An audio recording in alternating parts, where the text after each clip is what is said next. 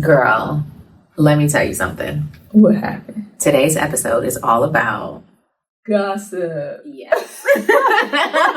Why do we gossip? We had to tease you with a little preview of what our gossip might look like.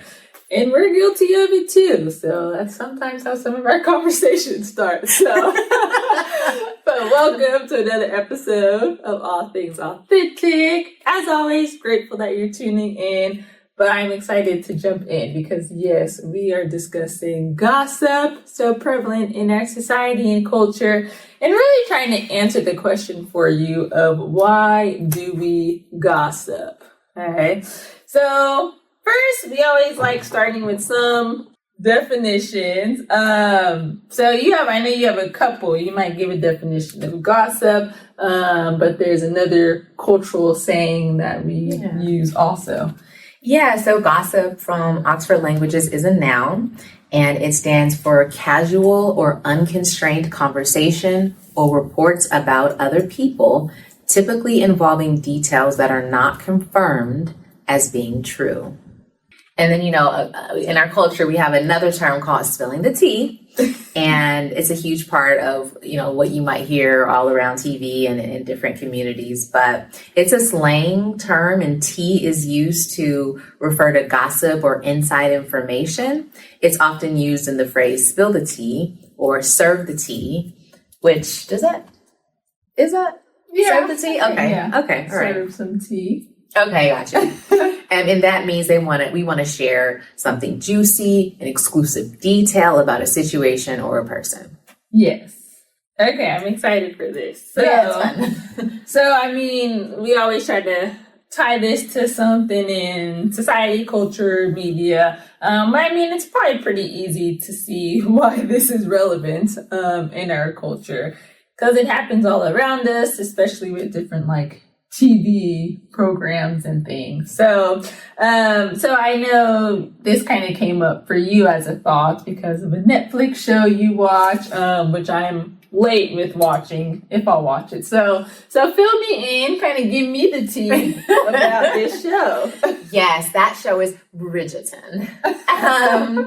So I really like Bridgerton. Okay. It is in season 3. Okay. And there's been either one or two kind of offshoot, it's not typically not officially a part of the season, but it's a story connected to a character. So maybe it's on session 5, but it's really season 3. Anyways, too much information. And this season, let me just say this. Hopefully it's not a spoiler alert. So if you haven't seen it and you want to see it, maybe skip this part, but I won't share too much, but just the idea that this season, Lady Whistledown is revealed. And if you don't know who Lady Whistledown is in Bridgerton, she is the town. She's basically media takeout for the upper class people in London in this show, Bridgerton. Okay. So basically she has all the tea. She spills it, but she does so confidentially. People don't know who Lady Whistledown is. Oh, okay. She writes up this weekly, or I don't actually know how often it is, but she writes up a column sharing, the town's business. And so this is set in, history is not necessarily the best, but it's shared. I don't know if it's the Victorian era. See, now I feel bad because I don't know the era, but it's basically where they dress up and wear old English clothing. And they're kind of the whole society is really around choosing people's mates. That's the part of society that the Bridgerton show really focuses on. And so Lady Whistledown shares, all kinds of stuff around all kinds of people. And it's caused a lot of pain and suffering for some folks. But the town is also really, really invested in getting these columns and learning about the tea, really, about their neighbors. So what sparked my interest was that in the episode that Lady Whistledown was revealed, I'm trying not to give too much information, but there was a speech that was shared, and it talked about just how maybe the writer wasn't kind with their words. However, all the people in the town like really indulged in the gossip. And it was also a way for this writer who felt like they were, that might share too much, so I won't say that part. But it just gave a lot, it just felt like it connected. Like, this is a story about another time and another era and another country, but it felt very much connected to like everyday lives that we live like here, and whether it be in the States or just all across the globe, because there's paparazzi and all kinds of things and tabloids, you know, in other countries as well. Yeah, interesting. Okay, Bridgerton. Yeah, I've heard all about it. Haven't tapped into it yet. But it's interesting she could do it like confidential too. But despite it maybe being some hurtful, harmful things, the town, I guess it's called, is invested, like you said, which really like is parallel to, I think, our society and culture. Right? Where some of the stuff we might hear, it's like, ooh, they went too far, but tell me more. Exactly. Like, we still click it, we still talk about it. Yeah. And that actually, I know we have some examples of just our reality TV and all that, but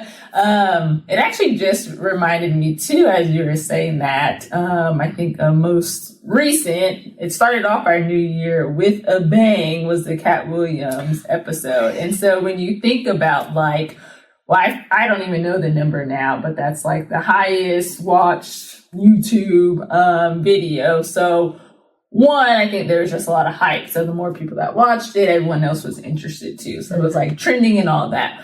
But it's still that question of what led to that. And there was kind of this like gossip nature around it, where he's like spilling the tea and like 2024 will be the year of the truth. It's like, well, we want to know the truth. Let us know, right? So even using that as an example too, it shows how our culture is very much like drawn to the tea and learning about this gossip around other people, right? And really with the Cat Williams, like, I liked hearing the whole thing, his story and stuff, and his life experiences. But if we're being honest, I think most of us are really drawn to like when he started talking about other people, right? Like, that person did what? Like, they said what? What? They stole your joke, right? Like, and give us names too. And he was. So, but that's very much the culture that we're in. Very much the culture. And I mean, we have news, what do you call those? Newspaper sites? I don't know if I'm saying it right, but basically blog sites. But I think even like, I guess what might be considered gossip is also in like mainstream media as well, all on social media. So I think, and on YouTube and podcasts. So I think that it is such a huge part of our society. People make also a lot of money off of sharing other people's business. So it's huge. Yeah. And then, I mean, most of us are familiar with some reality TV shows if we engage in it or not, but a huge platform for like gossip, right? Like, that's what we want from those shows. Yeah. Reality is huge, and it's been huge for, over a decade now, I think. And when I think about it, some of the shows, some of the ones that like get a lot of the ratings, I think a lot of it, some of it at least, or a big portion of that is like people just like sharing tea and spilling tea, or learning about something that somebody did, or wanting to go on and watch like, oh, this thing happened. So I do think it's such a huge part of our society. Whether or not we always understand it as gossip is another thing. But I think we do tend to want to hear about other people's lives through third parties. Yeah, definitely. And so when you think about like reality TV and this show that you really enjoy, Bridgerton, any just thoughts that come up for you around the relationship with gossip within our society? Yeah, I think it's just fascinating for me that, I feel like we can't be the only society, meaning the only moment in time where sharing information about other people was a huge deal. So I imagine it just looked differently based on the different mediums that were available to folks. But I also think that it's fascinating how sometimes people can get hurt by gossip and yet still engage. When I even say the term gossip, and we might hear, and we'll hear later on that it doesn't always, like in research, that it's not always a bad thing. But I think when we first hear about it, it does come with like a negative connotation. And yet so many of us do it. I won't say all because I can't say all, but I would say most of us probably engage in it, and yet it has such a bad connotation to it when we like just hear the word. Yeah, definitely.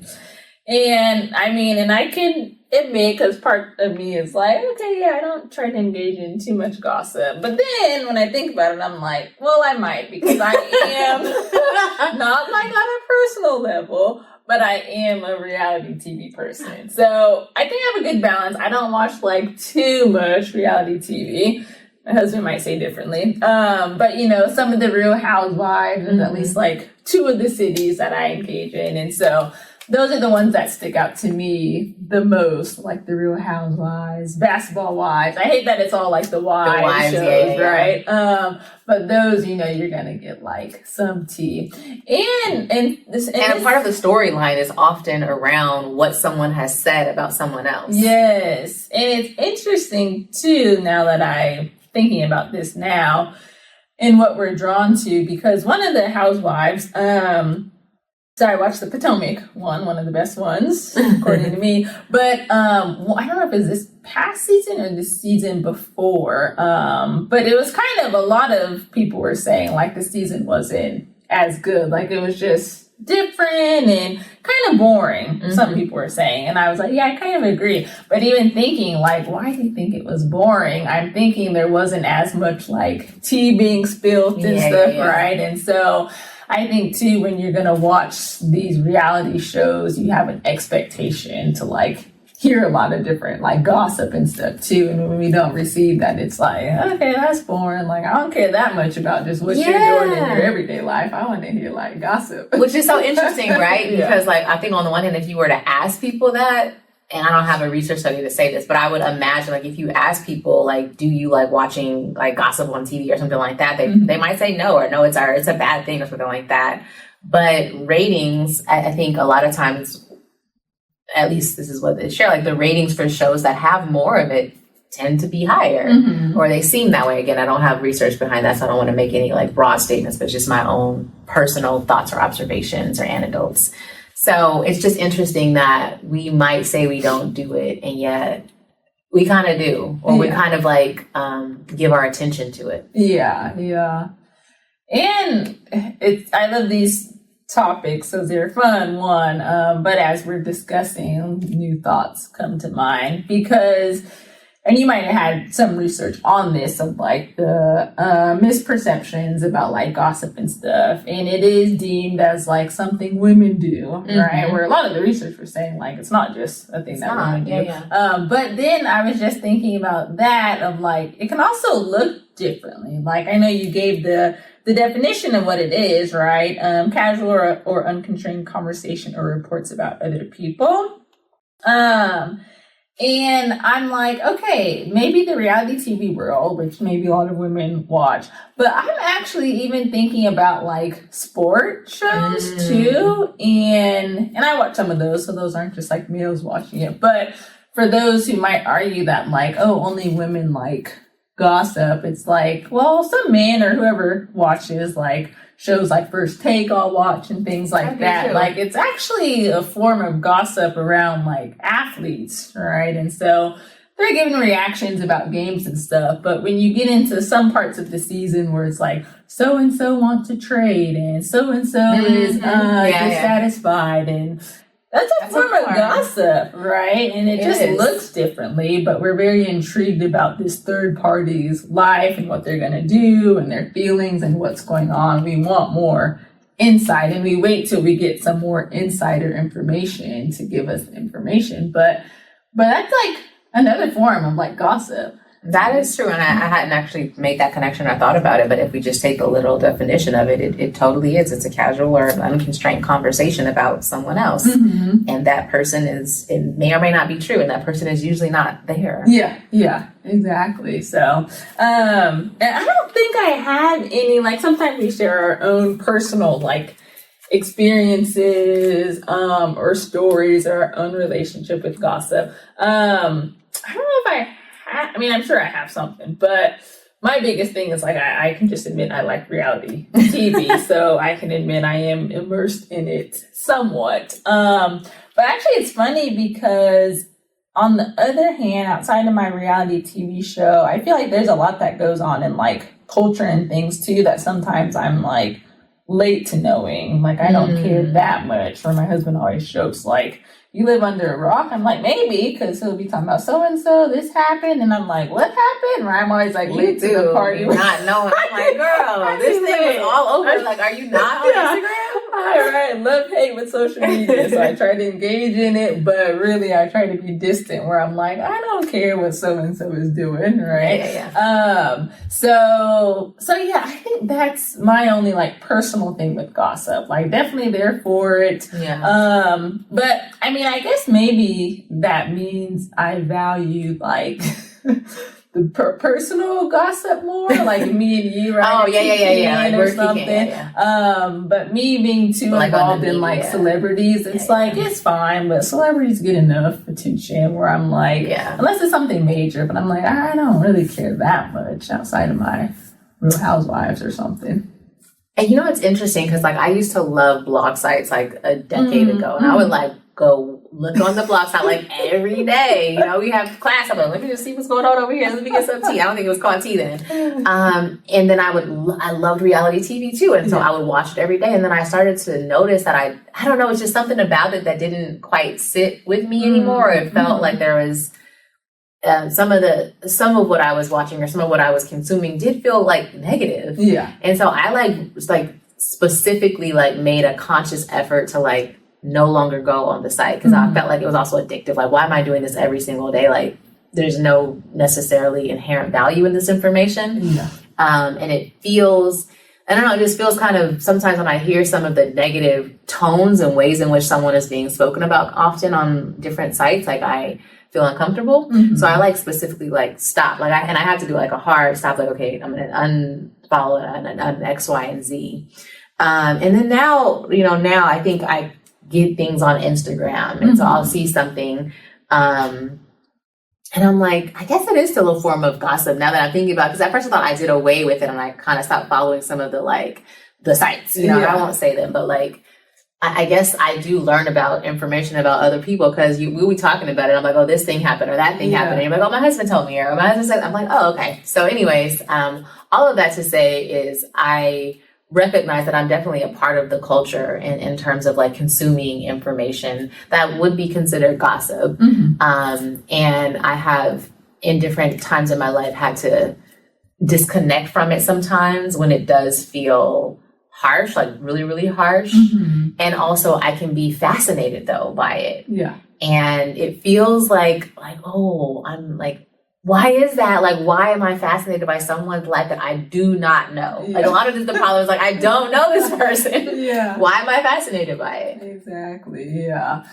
And hopefully listeners, you can reflect. I mean, this is an interesting topic because it's like, it's not a huge, right? We talk about all these internal type things of like, self-love and authenticity and inner healing, right? But then now we're talking about gossip. Well, just like, okay, it's just gossip, it's fun. But it is actually interesting to really reflect on your own relationship with gossip. And one, the spectrum of it, because I think we're all different. Some of us are like, we could care less, but if we're honest, we still can say that we probably entertain some aspects of it. And some people are just like completely all for the gossip, but maybe in like a detrimental way. And so throughout this conversation, maybe resonating with like where on that spectrum you're at. And eventually we'll get to like how that might impact some of our authenticity and our relationships. But yeah, if you are asking that question of why, right, hopefully some of our research and psychology can give us some more insight into the why.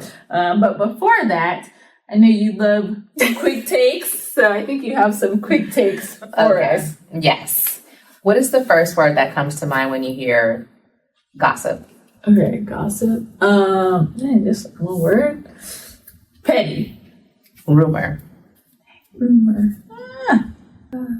Slander? The tea. The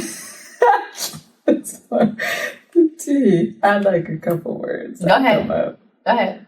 Like Because the tea, and this is just silly, but it's like, it's still kind of like petty, the same as gossip, but like an elevated petty, right? Like, does that make sense? Like, tea is almost like it's a little bougie maybe, but it's like, okay, give me the tea. It just sounds better than gossip. It's the same thing, but like, tea has a more maybe positive connotation to it. That's what I was thinking, because like when I think about gossip, I'm like, oh no. Yeah. And then when I think about rumor, I'm thinking like, oh my God, that's so detrimental to somebody. Yeah. But then when I think about the tea, I'm like, yes, girl. Like, let's sit down. Thanks for tapping in to All Things Authentic. Make sure you subscribe to the channel. For full episodes, find All Things Authentic on your favorite podcast listening platform.